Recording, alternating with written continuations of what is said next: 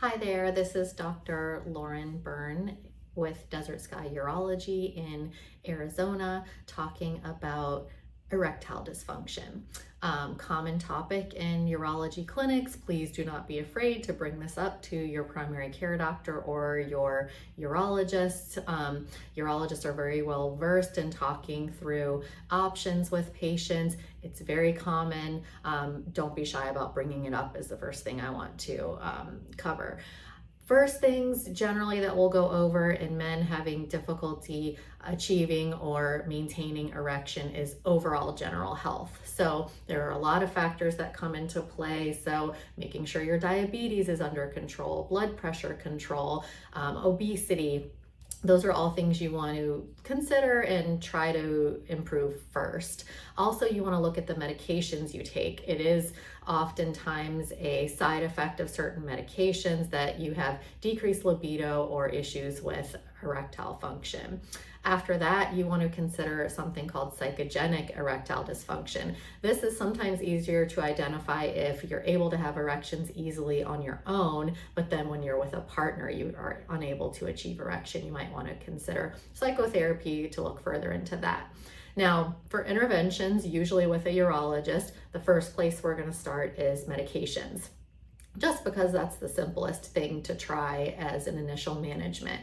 Most people have heard of Viagra, Cialis, those type of medications. Generally, they're used as an as-needed on-the-spot intervention. You try it 30 minutes beforehand. There's different doses. Usually start at the lowest dose and increased until it works for you. If that doesn't work for you, you have side effects, it's not the right way to go, there are other options. There is something called a vacuum device that can be used that works by suction. It can be a little bit disruptive, so it works better for patients who are in a comfortable monogamous relationship.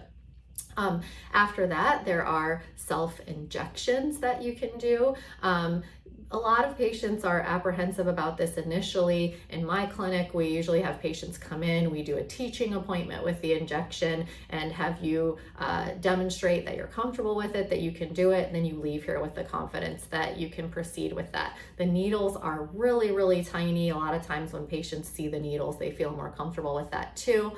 There is higher risk of something called priapism with that intervention, which means an erection that becomes prolonged and painful and won't go away.